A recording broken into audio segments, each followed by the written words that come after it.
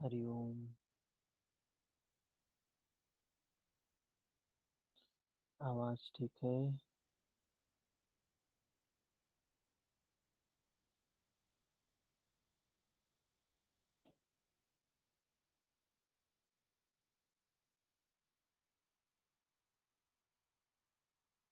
हरिओम।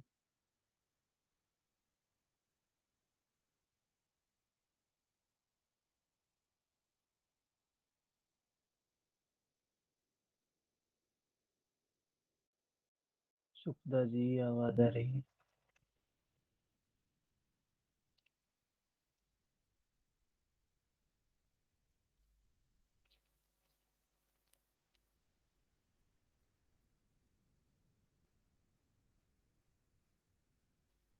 हरिओम।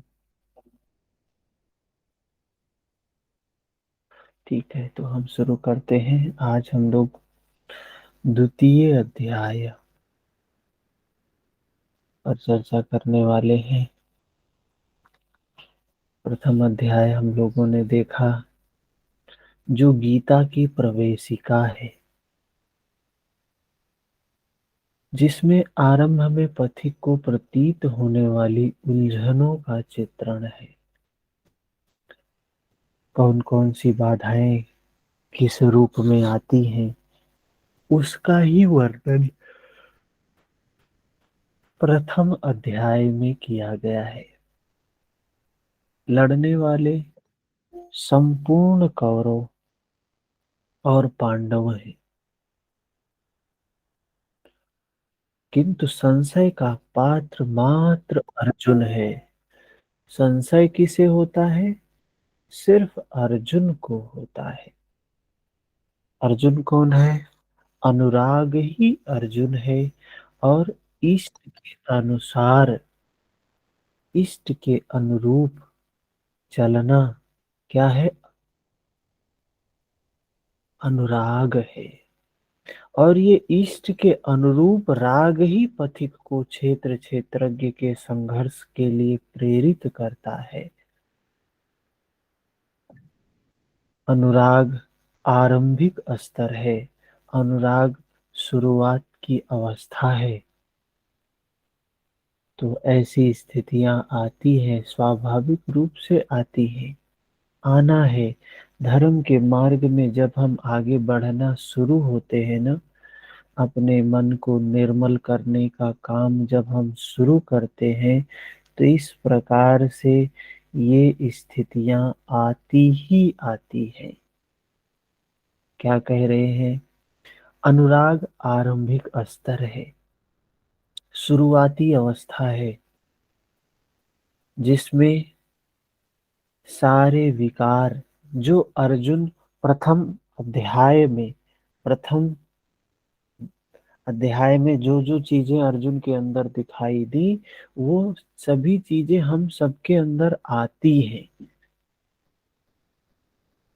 सदगृहस्थ आश्रम में रहते हुए ग्लानि होने लगी, अश्रुपात होता हो, कंठ अवरुद्ध हो जाता हो, तो समझना है कि साधना शुरू हो गई है। तो प्रथम अध्याय में जो अर्जुन की स्थिति थी ना, जब भी हमारी ऐसी स्थिति जीवन में हो, तो समझना चाहिए कि साधना शुरू हो गई है। अनुराग में यह सब कुछ होना स्वाभाविक है। ये सारे विकारों का आना स्वाभाविक है। एक एक विकार सामने आते जाते हैं, आते जाते हैं। स्वाभाविक ही है उनका आना। उनमें धर्म, नियत, सत्संग, धर्म, नियम, सत्संग भाव सभी विद्यमान होंगे। धर्म भी होगा, नियम भी होगा, सत्संग भी होगा। ये सभी भाव भाव विद्यमान होंगे। अनुराग के प्रथम चरण में पारिवारिक मोह बाधक बनता है। जब हम अध्यात्म के मार्ग में, अपने मन को निर्मल करने के मार्ग में चलना शुरू करते हैं, तो सबसे पहले हमें सामना करना पड़ता है विकारों से, मोह से। मोह तो सेनापति है, मोह तो राजा है, लेकिन मोह के पीछे काम, क्रोध, लोभ, सारी चीजें हमारे सामने आने लगती हैं। प्रथम चरण में ही ये सारे विकार उठ खड़े होते हैं। जैसे ही हमने काम शुरू किया ना, तुरंत कामना, मोह, राग, द्वेष, ये सब सामने आने शुरू होने लगते हैं। तो व्यक्ति विचलित हो उठता है।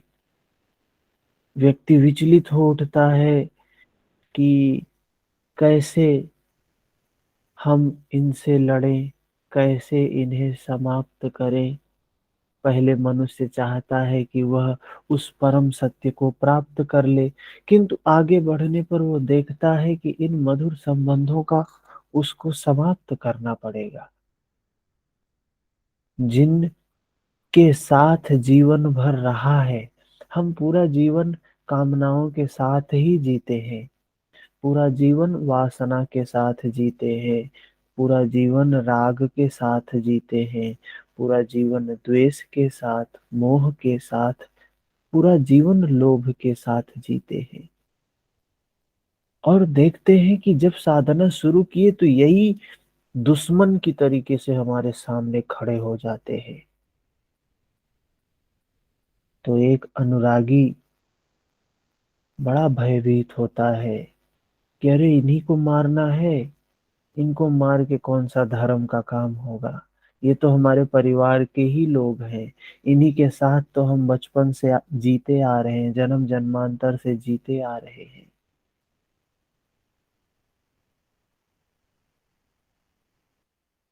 तब वह हताश हो जाता है। वह पहले से जो कुछ धर्म कर्म मान कर करता था, उतने में ही संतोष करने लगता है। अपने मोह की पुष्टि के लिए वह प्रचलित रूढ़ियों का प्रमाण प्रस्तुत करता है, जैसा हम सभी करते हैं। हम बचना चाहते हैं ना, हम नहीं चाहते हैं हमारी वासना समाप्त हो। जब सामने शुरू होता है काम तो हम नहीं चाहते हैं फिर। हम पहले तो चाहते हैं हमारे मोह समाप्त हो जाए, राग समाप्त हो जाए, द्वेष समाप्त हो जाए, कामनाएं समाप्त हो जाए। भगवान ने जैसे जीना बताया है वैसे ही हमारा जीवन चलने लगे। हम मन को निर्मल कर ले, शांत हो जाए, हम सभी चाहते हैं। लेकिन जब वाकई में काम शुरू होता है और जब ये सारे विकार दुश्मन की तरीके से हमारे सामने खड़े होते हैं, तो हम बहुत अधीर हो उठते हैं, बहुत व्याकुल हो उठते हैं। तो वो जो रूढ़ियां होती हैं, जो कुरीतियां होती हैं, उसी में अपना बचाव ढूंढने लगता है व्यक्ति। तो सोचता है अरे क्यों समाप्त करे, धर्म कर्म करते रहे और इनको भी साथ में रखे। वही काम अर्जुन ने प्रथम अध्याय में किया। मोह, अपने मोह की पुष्टि के लिए वह प्रचलित रूढ़ियों का प्रमाण भी प्रस्तुत करता है। हमारा मन हमारे सामने भी यही काम करता है, जैसा अर्जुन ने किया कि कुल धर्म सनातन है, युद्ध से सनातन धर्म का लोप होगा, कुल क्षय होगा, स्वैराचार फैलेगा। ऐसे हमारे मन में भी ये बातें आती हैं। यह अर्जुन का उत्तर नहीं था, बल्कि सद्गुरु के सानिध्य से पूर्व अपनाई गई एक कुरीति मात्र थी। इन्हीं कुरीतियों में फंसकर मनुष्य पृथक पृथक धर्म, संप्रदाय, छोटे बड़े गुट, असंख्य जातियों की रचना कर लेता है। मनुष्य नाम की सिर्फ एक ही जाति है, वह है मनुष्य। और उसमें दो भाग है, एक दैवी, एक आसुरी। एक राक्षसी प्रवृत्ति के मनुष्य, एक दैवी प्रवृत्ति के मनुष्य। जो मनुष्यों ने ये तमाम जातियों का निर्माण कर लिया है, वैश्य क्षत्रिय ब्राह्मण शूद्र, तमाम इसमें भी तमाम तमाम ये है वो है, ये अपने आप को क्या किया है, बांट लिया है। अध्यात्म भी यही काम चल रहा है, धर्म के नाम पे भी यही काम चल रहा है। जातियां कितनी क्या है, धर अध्यात्म का काम मार्ग कितना। तो कोई नाक दबा रहा है, कोई कान फाड़ रहा है, किसी के छूने से धर्म नष्ट होता है, तो किसी के रोटी पानी से धर्म नष्ट होता है। धर्म इतना कमजोर नहीं है कि किसी के छूने से नष्ट हो जाए। तो क्या अछूत या छूने वाले का दोष है? कदापि नहीं। दोष हमारे भ्रमदाताओं का है। धर्म के नाम पर हम कुरीति के शिकार है, इसलिए दोष हमारा है। दोष किसी का नहीं है, धर्म का दोष नहीं है। दोष हमारा है, हमारी समझ नहीं है। भगवान बुद्ध के समय में केश कंबल एक संप्रदाय था, जिसमें केस को बढ़ाकर कंबल की तरह प्रयोग करने को पूर्णता का मानदंड माना जाता था। कोई गोवर्तिक गाय की भांति रहने वाला था, तो कोई कुक्कुर वर्तिक कुत्ते की तरह खाने पीने वाला रहने वाला था। ब्रह्म विद्या का इनसे कोई संबंध नहीं था। संप्रदाय और कुरीतियां पहले भी थी, आज भी है। ठीक इसी प्रकार कृष्ण काल में भी संप्रदाय थे, कुरीतियां थीं। उनमें से एकाध कुरीति का शिकार अर्जुन भी था। उसने 4 तर्क प्रस्तुत किए। अर्जुन ने 4 तर्क दिए। क्या क्या? ऐसे युद्ध से सनातन धर्म नष्ट हो जाएगा।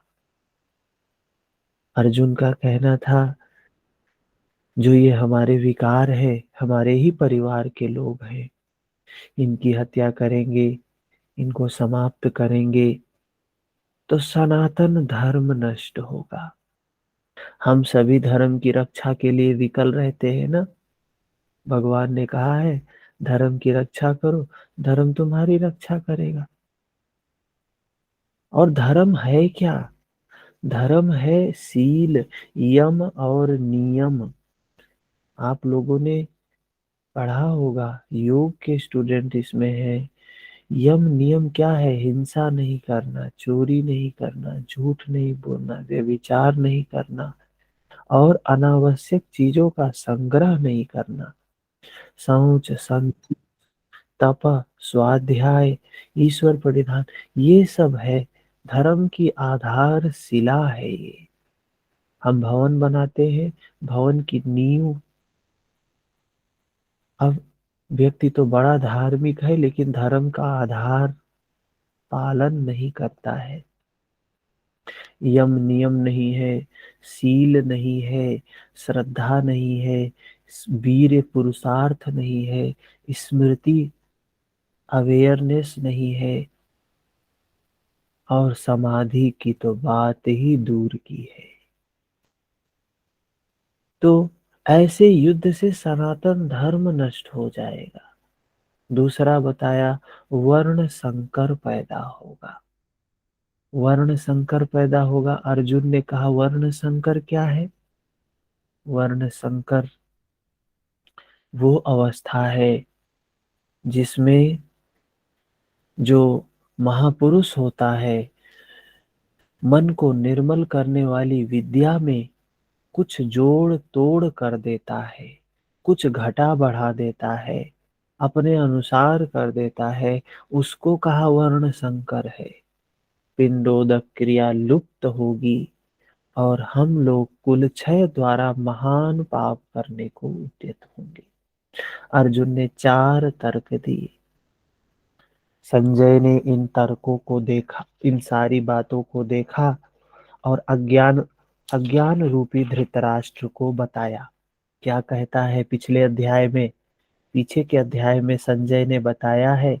संजय बोला कि रणभूमि में शोक से उद्विग्न मन वाला अर्जुन इस प्रकार कहकर बाण सहित धनुष को त्याग कर रथ के पिछले भाग में बैठ गया।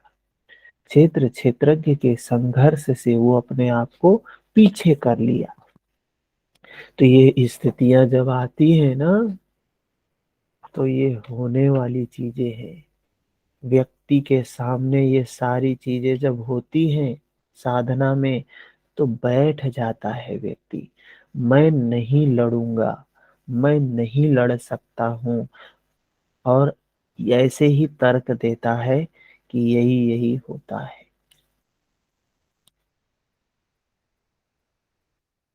आगे चलते हैं। फिर संजय बोलता है। संजय क्या है? संजय समाधि की अवस्था है। संजय समता की स्थिति है। संजय अनासक्त स्थिति है, साक्षी भाव है, दृष्टा भाव है। संजय क्या कहता है? संजय भी हमारे मन की समाधि की अवस्था है। संजय कहता है, तम तथा कृपयाविष्टम् अश्रुपूर्णाकुले क्षणम् विषीदन्तमिदं वाक्यम् उवाच मधुसूदनः। संजय ने कहा, करुणा से व्याप्त अश्रुपूर्ण व्याकुल नेत्रों वाले उस अर्जुन के प्रति मधुसूदन, मद का विनाश करने वाले कौन है? मधुसूदन है। भगवान श्री कृष्ण मधुसूदन है। मधुसूदन अर्थात जो मद का विनाश करने वाले हैं, अहंकार को नष्ट करने वाले हैं, मधुसूदन। भगवान ने यह वचन कहा। कौन सा वचन? श्री भगवानुवाच कुतस्त्वा कसमलमिदम् विषमे समुपस्थितम् अनार्यजुष्टम् अस्वर्ग्यम् अकीर्तिम् अकीर्तिकरमर्जुन। अर्जुन अर्जुन से कहते हैं। कौन से अर्जुन से कहते हैं? करुणा से व्याप्त अश्रुपूर्ण व्याकुल अर्जुन। व्याकुल अर्जुन से कहा है। ये धर्म की बातें व्याकुल को ही समझ में आ सकती है। अश्रुपूर्ण अर्जुन को ही समझ में आ सकती है। अर्जुन, इस विषम स्थल में तुझे यह अज्ञान कहां से हो गया? विषम स्थल समता का स्थल नहीं है। हम लोग सम नहीं है। हमारे चित्त समता में नहीं है। हमारा मन समता में नहीं है, विषम है। विषम स्थल अर्थात जिसकी समता का सृष्टि में कोई स्थल है ही नहीं। दूसरा क्या है कि ये विषम स्थल जिसकी समता का सृष्टि में कोई स्थल है ही नहीं, पारलौकिक लक्ष्य है। ऐसे निर्विवाद स्थल पर तुझे अज्ञान कहां से? सीधा सीधा काम है, सरल सा काम है। हमारे मन में विकार है, इसलिए हम व्याकुल हैं। हमारे मन में राग, द्वेष, लोभ, मोह, वासना, क्रोध, ईर्ष्या, दुर्भावना, ये सब भरा पड़ा है, भरा पड़ा है, भरा पड़ा। इसीलिए हम व्याकुल हैं, व्याकुल हैं, व्याकुल है ना? जल रहे हैं इस व्याकुलता में। और इन विकारों को तुझे समाप्त करना है, सरल सी बात है। तू बंधन में बंधा है, बंधन को खोलना है, सरल सी बात है। तुझे भ्रम कहाँ से हो गया इसमें? आपके सामने शत्रु खड़े हैं, शत्रु को मारना है, तो इसमें भ्रम कहाँ से हो गया तुझे? सीधी सीधी बात है। तुझे मुक्ति की ओर आगे बढ़ना है, दुखों से मुक्त होना है, तो इसमें अज्ञान की बात कहाँ से आ गई? कोई बीमार आदमी आए हॉस्पिटल में और डॉक्टर उसको दवा दे, ये दवा है, इसको ले जाके खाओ, और वो व्यक्ति दवा ना खाए, कहे हम दवा नहीं खाएंगे, दवा खाएंगे तो मर जाएंगे, हम ऐसे ही ठीक है, तो कोई क्या कहेगा उस बेचारे को?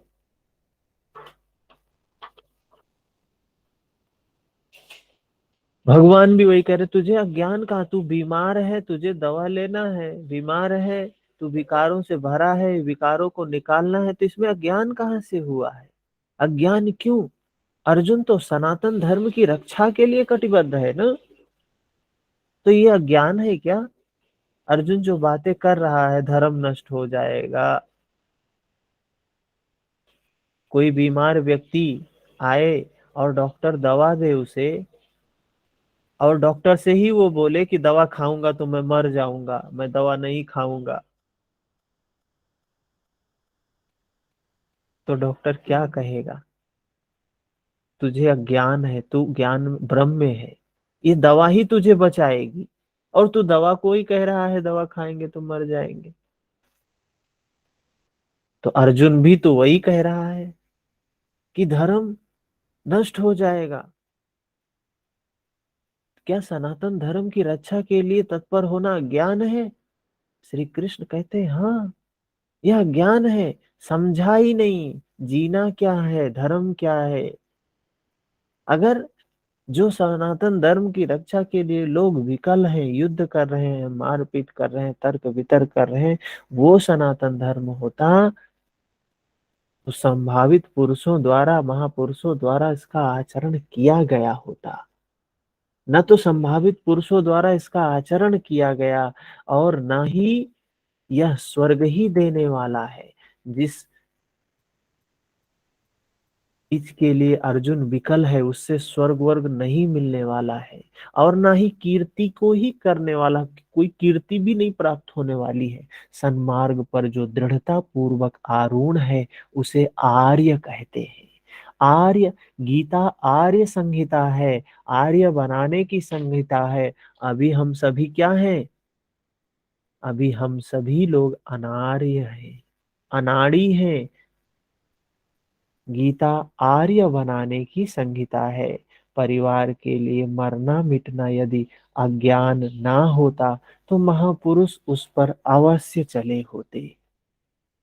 यदि कुल धर्म ही सत्य होता, तो स्वर्ग और कल्याण की निह श्रेणी अवश्य बनती। यह कीर्तिदायक भी नहीं है। मीरा भजन करने लगी, तो लोग कहे मीरा भई बावरी, सास कहे कुल नासी रे। मीरा जब साधना में लगी ना, भगवान कृष्ण की दीवानी हुई ना, तो लोग कहे मीरा भई बावरी, सास कहे कुल नासिनी रे। जिस परिवार, कुल, मर्यादा, धर्म के लिए मीरा की सास विलख रही थी ना, आज उस कुलवंती सास को कोई नहीं जानता है।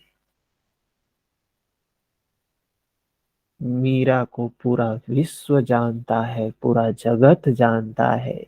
ठीक इसी प्रकार परिवार के लिए जो परेशान है, उनकी कीर्ति कब तक रहेगी? जिसमें कीर्ति नहीं है, जिसमें कल्याण नहीं है, जिसका अनुसरण श्रेष्ठ पुरुषों ने भूल कर भी नहीं किया है, तो सिद्ध है कि वह अज्ञान ही है। हम किस चीज के पीछे भाग रहे हैं? भगवान बुद्ध ने उस चीज को छोड़ दिया। हम पद चाहते हैं, धन चाहते हैं, यश चाहते हैं। चक्रवर्ती सम्राट के पुत्र थे, राजा होने की पूर्ण योग्यता थी, उत्तराधिकारी कोई नहीं था, सब कुछ छोड़ दिया उन्होंने।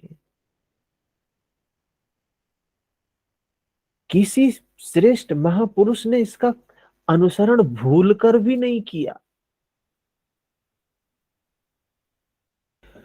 प्लेब्यम मास्मगमः पार्थ नैतत्त्वयुपपद्यते।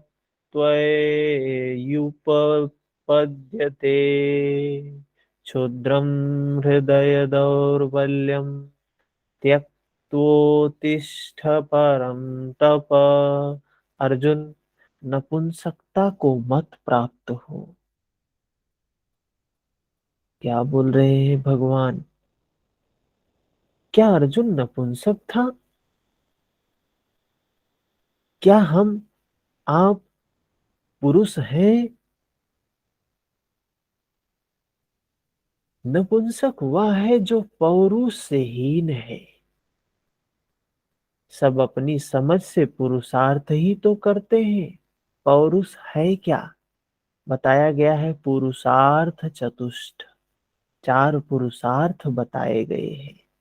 पुरुष के चार अर्थ बताए गए हैं। उसके अनुरूप हम चल रहे हैं तो हम पौरुष संपन्न है। अगर उसके विपरीत दिशा में जा रहे हैं, धर्म अर्थ काम मोक्ष, धर्म को गायब कर दिया, नीचे वाले को गायब कर दिया, ऊपर वाले को गायब कर दिया, अर्थ और काम के पीछे भाग रहे हैं, अर्थ और काम के पीछे भाग रहे हैं। अर्थ और कामनाएं, कामनाएं ही कामनाएं, कामनाएं ही कामनाएं। उन कामनाओं को पूरा करने के लिए अर्थ के पीछे अर्थ, अर्थ कहाँ से अर्थ मिल जाए? धर्म गायब, मोक्ष गायब, पहली सीढ़ी, अंतिम सीढ़ी गायब। पौरुषहीन व्यक्ति है, नपुंसक व्यक्ति है। अपने हिसाब से तो हर व्यक्ति पुरुषार्थ करता है। किसी को कहो योग करो, मन को निर्मल करो, साधना करो, ध्यान करो, तो व्यक्ति बोलता है अरे ये सब काम हम लोगों के लिए नहीं है, ये सब काम साधु सन्यासियों के लिए होता है। हमारा काम तो यही है, बीबी है, बच्चा है, माँ बाप है, इनकी सेवा करना, इनके लिए धन कमाना, इनको दो रोटी की व्यवस्था करना, घर बनाना, यही इसीलिए जीवन, ये सब हो जाए जीवन सफल हो गया। कोई कोई तो रिटायर हो गए हैं। बाबा क्या करना है अब?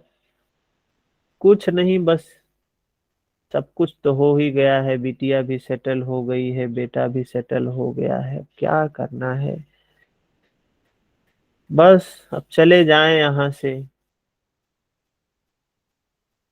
जीवन में कुछ भी नहीं किया, कुछ भी नहीं किया, खाली हाथ। क्या पशुओं के जैसे हम आए हैं?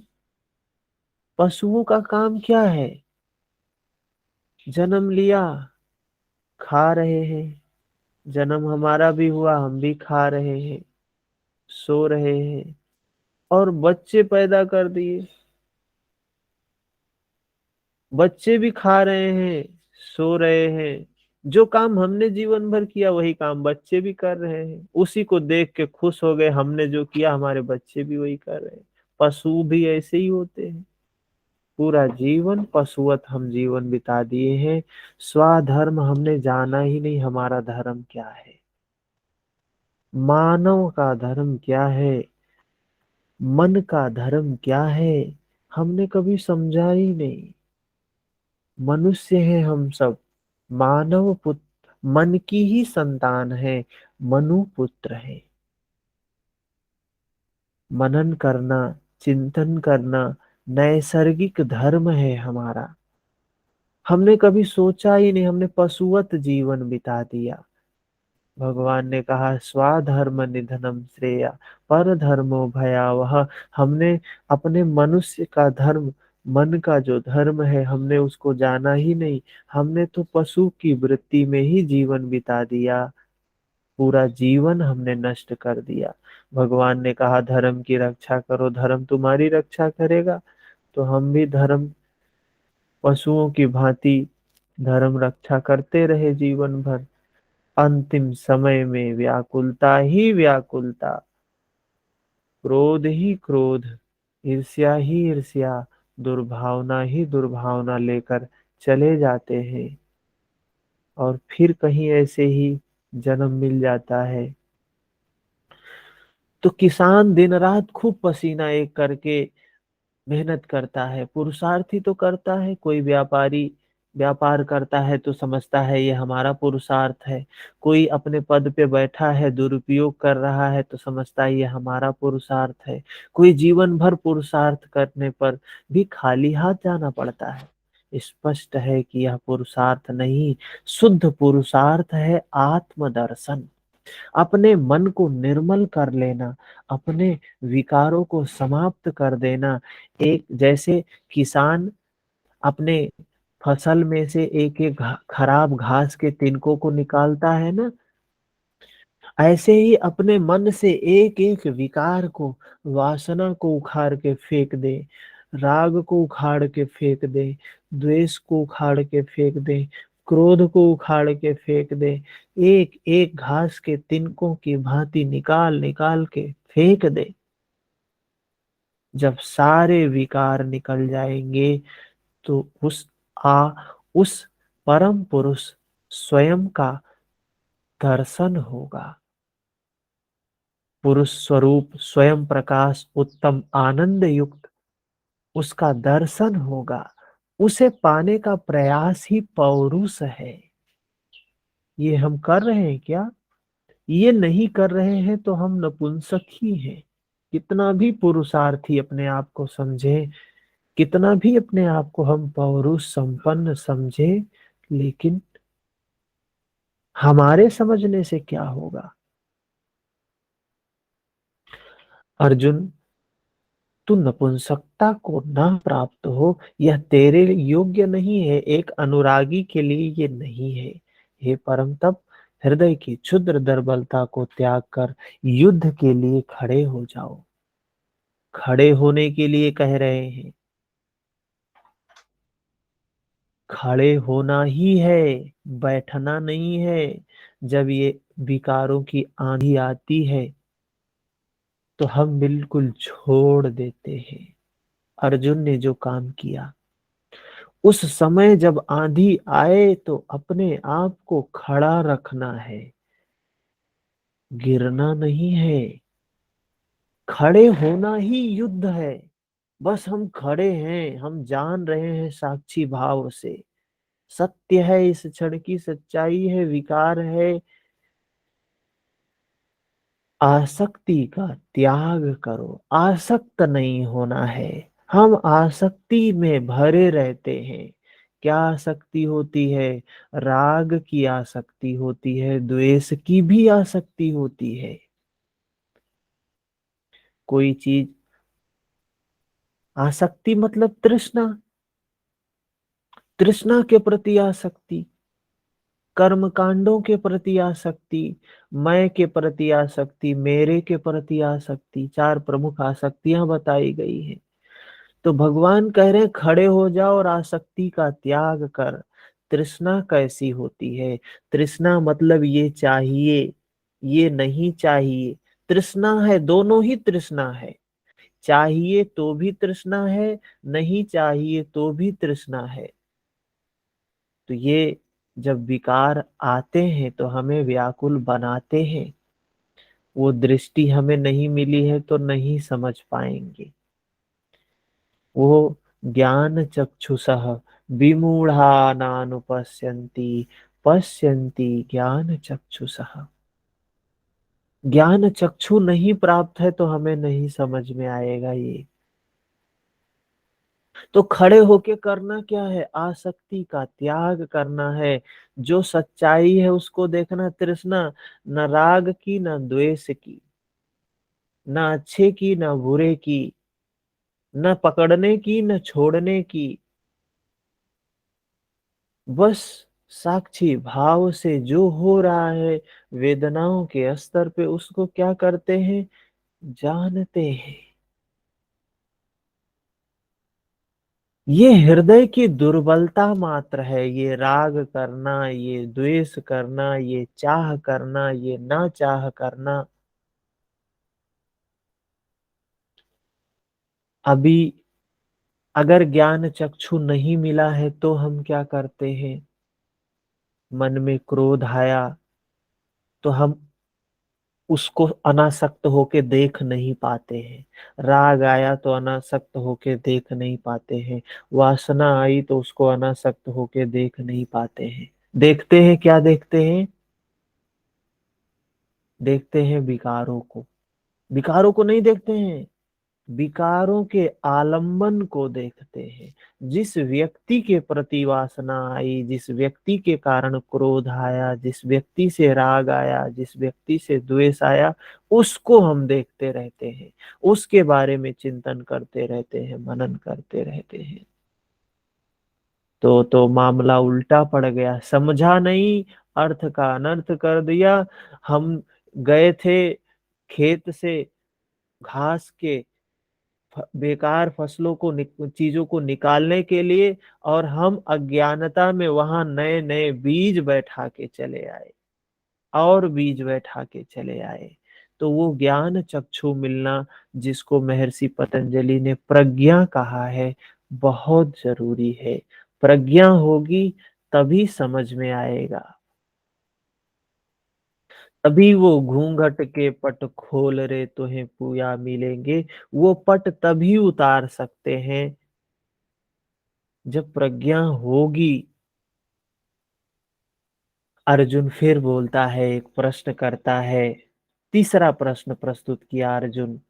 भगवान ने इतना समझाया उसे, तो फिर से पूछता है, कथम भीष्म हम, कथम भीष्म महम संख्ये द्रोणम च मधुसूदन ईशुभिः प्रतियोत्स्यामि पूजार हावरिसूदन। अहंकार का समन करने वाले मधुसूदन, मध का विनाश करने वाले मधुसूदन,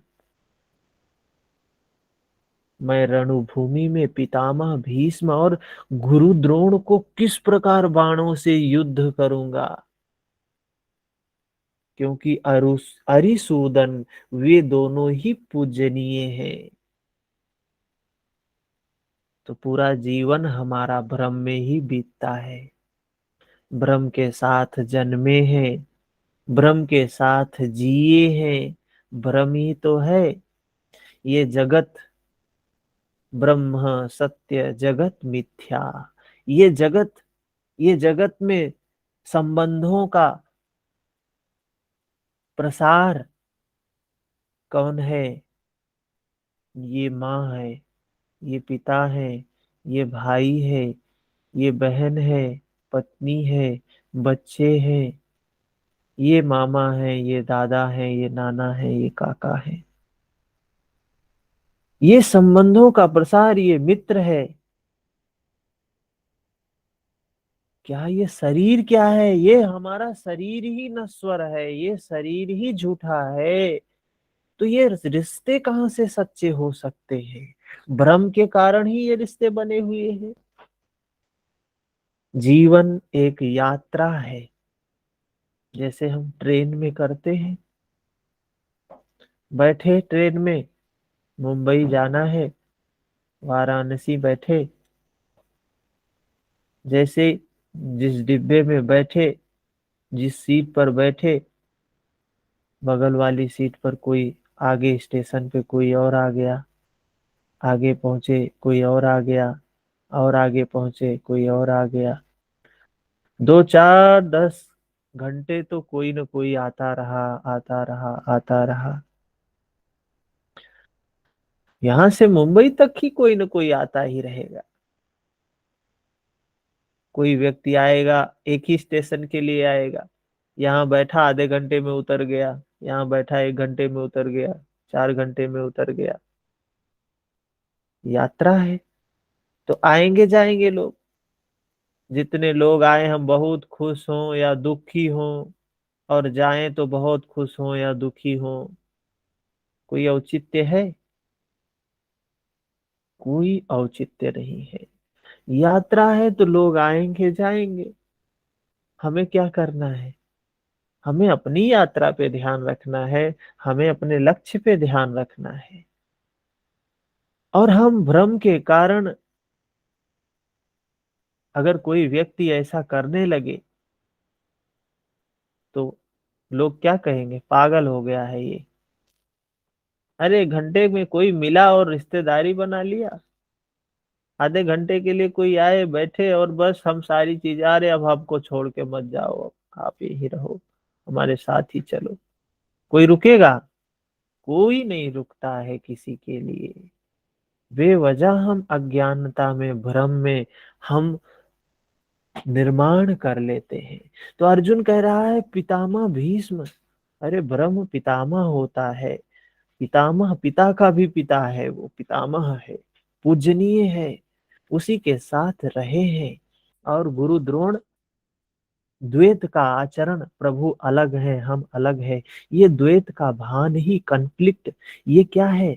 यही हमें सिखाता है कि उस ओर जाना है। हमें यही बताता है कि जाना कहाँ है।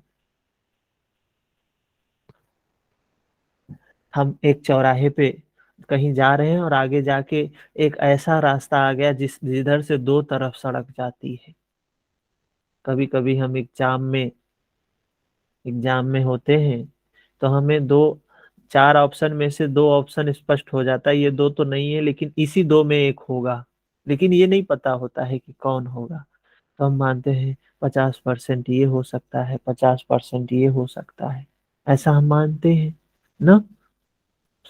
या कहीं जा रहे हैं तो दो रास्ता सामने आया, एक दाएं जा रहा है एक बाएं जा रहा है, हमको पता नहीं किधर जा रहा है।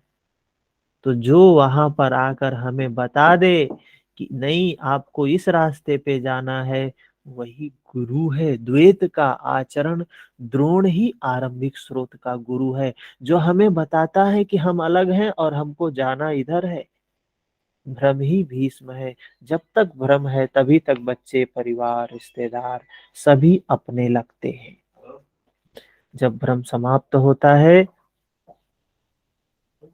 और भ्रम अंतिम समय तक बना रहता है, और आत्मा इन्हीं को पूज्य मानकर साथ रहता है, ये पिता है, दादा है, गुरुकुल है इत्यादि।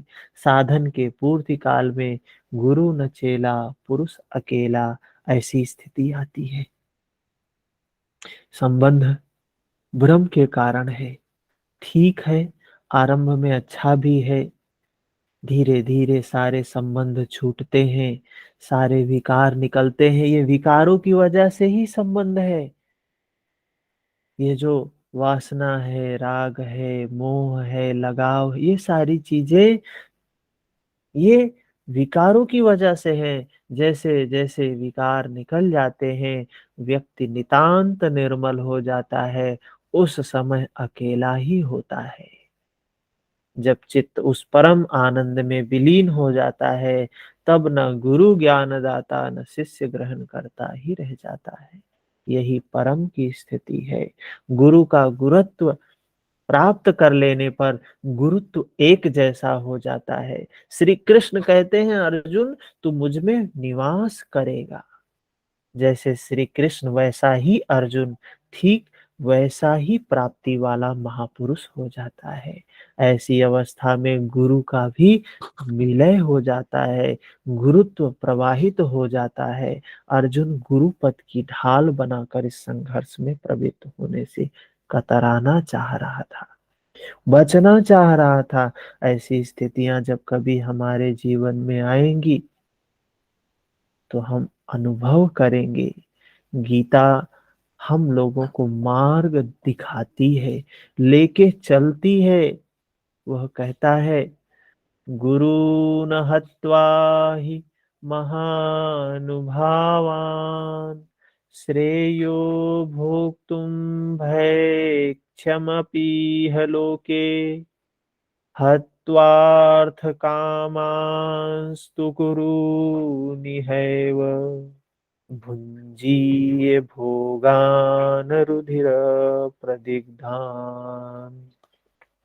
इन महानुभाव गुरुजनों को न मारकर इस लोक में भिक्षा का अन्न भी श्रेयस्कर समझता हूँ। जानते हैं, ये विकार, ये भ्रम, ये ज्ञान, ये द्वंद्व, ये वासना, ये मोह, ये राग, ये क्रोध हम छोड़ना नहीं चाहते हैं, लेकिन हम मुक्ति चाहते हैं। कोई व्यक्ति ऐसा पृथ्वी पर नहीं है जो दुख से मुक्त नहीं होना चाहता है। हर व्यक्ति दुख से मुक्त होना चाहता है ना। यहाँ अर्जुन कह रहा है कि मैं इन्हें नहीं मारना चाहता हूं। हर व्यक्ति यही कहता है कि हम इन्हें नहीं समाप्त करना चाहते हैं।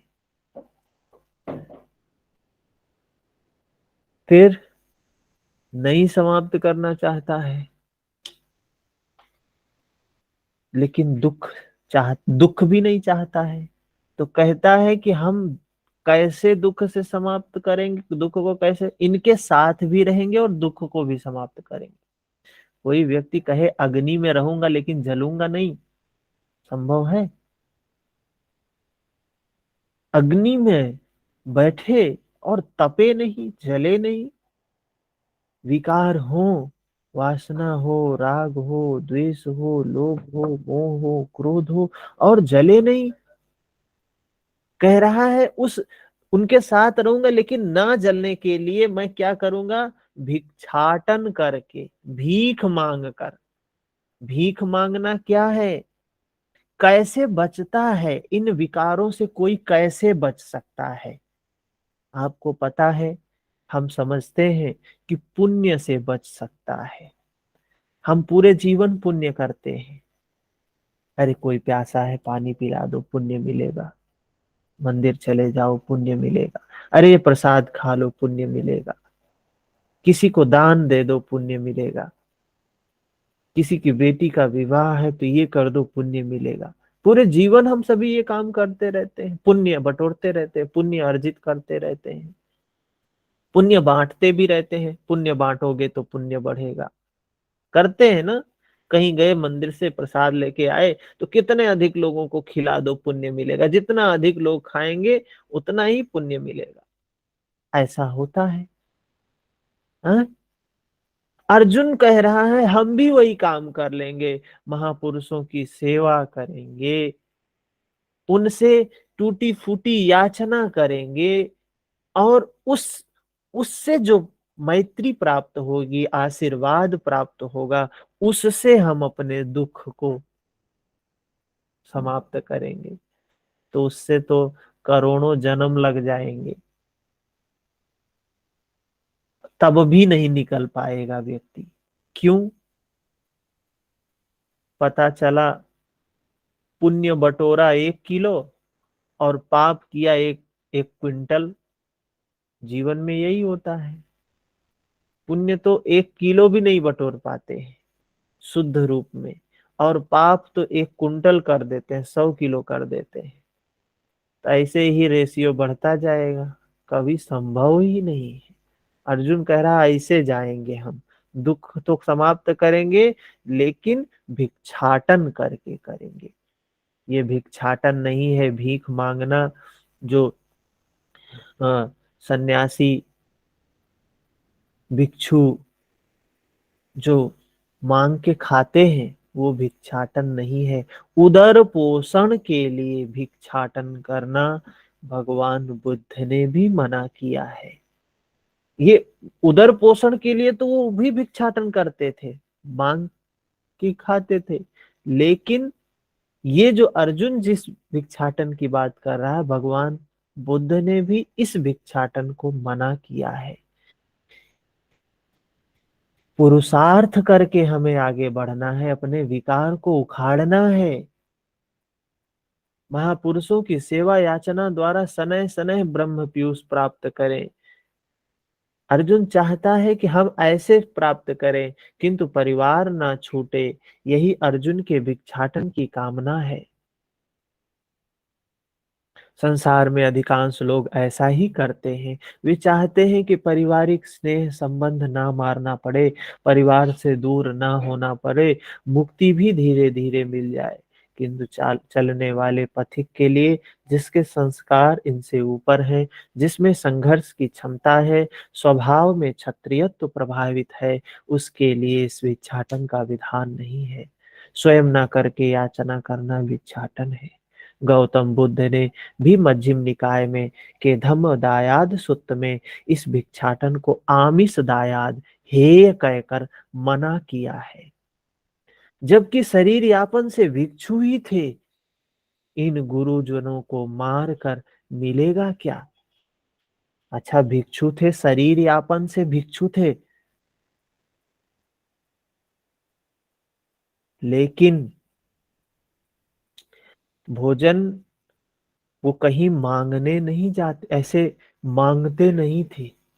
भिक्षु जो होते हैं ना, ये जो आपको लोग मांगने वाले दिखाई देते हैं, आते हैं, भिक्षु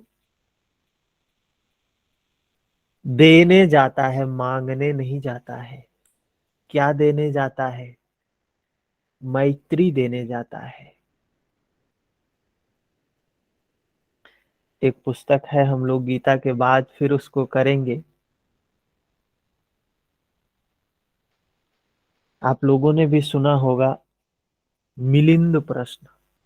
मिलिंद नाम का एक राजा था, और नागसेन एक भंते था, भिक्षु था। नागसेन के जन्म के समय एक भिक्षु, जब ऐसे महापुरुष जन्म लेने वाले होते हैं तो लोगों को पता चलता है।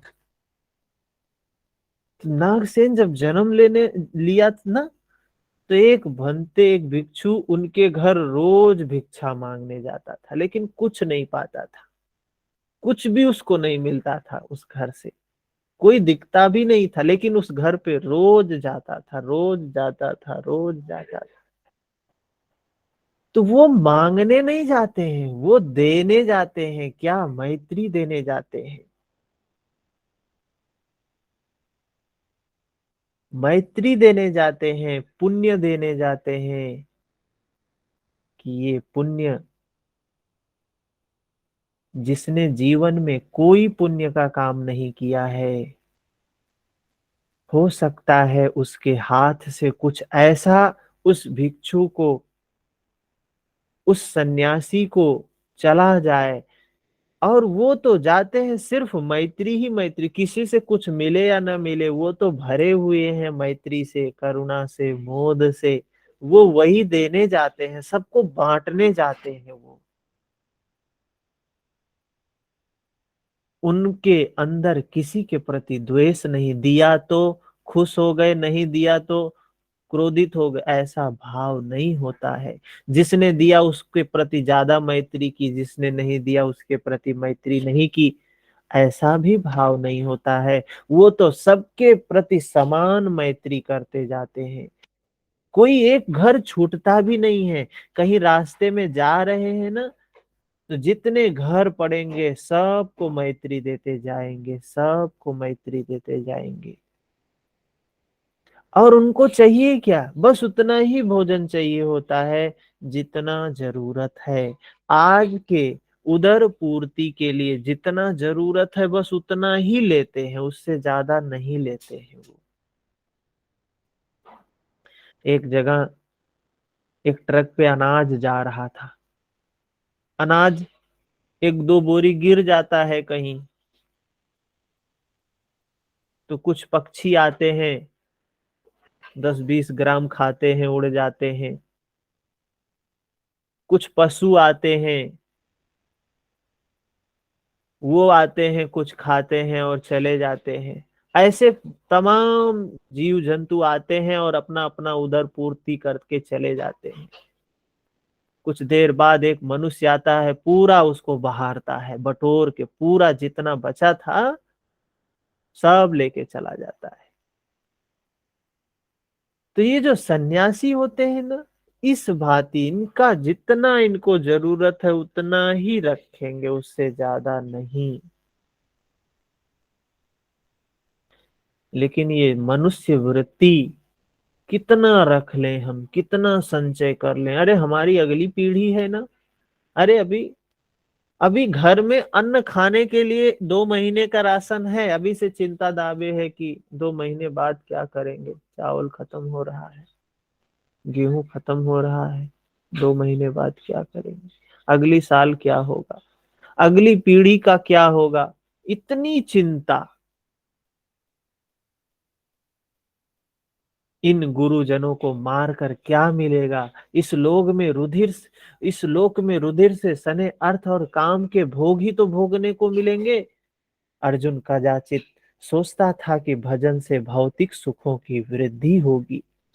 हमें लगता है साधना करने से, मन को निर्मल करने से बड़ी बड़ी चीजें प्राप्त हो जाएंगी, धन, यश, कीर्ति, ये सब प्राप्त होगा, इसमें वृद्धि होगी। इतना संघर्ष झेलने के बाद भी शरीर के पोषण, अर्थ और काम, अर्जुन वही कह रहा है कि अगर इतना संघर्ष करके हमको अर्थ और काम ही मिलना है तो हम तो युद्ध नहीं करेंगे बाबा, मना करो, हमें क्षमा करो, हम युद्ध नहीं करेंगे। अगर युद्ध करके हमें भौतिक सुख ही भोगना है तो हम युद्ध क्यों करें।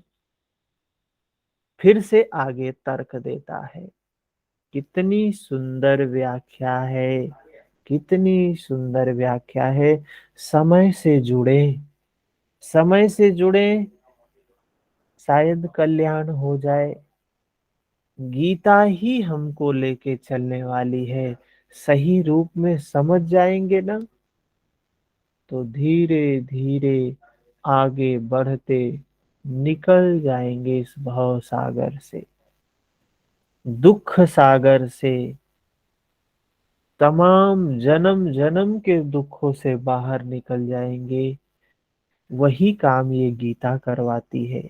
गीता वाणी विलास, बुद्धि विलास की वस्तु नहीं है, चीज नहीं है। ये तो हमें दुख से निकालने का, आर्य बनाने की संहिता है। गीता समझ लें, दूसरे को समझाना शुरू कर दें, पढ़ लें, दूसरे को पढ़ाना शुरू कर दें, जीवन में कुछ हो ही ना, मन के स्तर पे कुछ हो ही ना, तो कोई फर्क नहीं है। मन में ये विकार कम होने चाहिए, पढ़ने से कम कदापि नहीं होंगे। पढ़ने से सिर्फ प्रेरणा मिलेगी, हम भी उस मार्ग में आगे बढ़े। आगे बढ़ते बढ़ते बढ़ते बढ़ते सारे विकार समाप्त हो जाएंगे।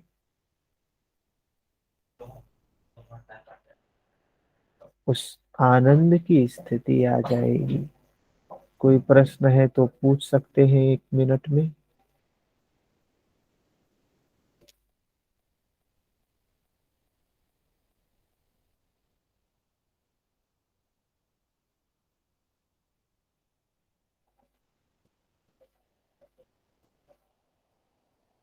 ठीक है, मिलते हैं कल सुबह 5:30 बजे।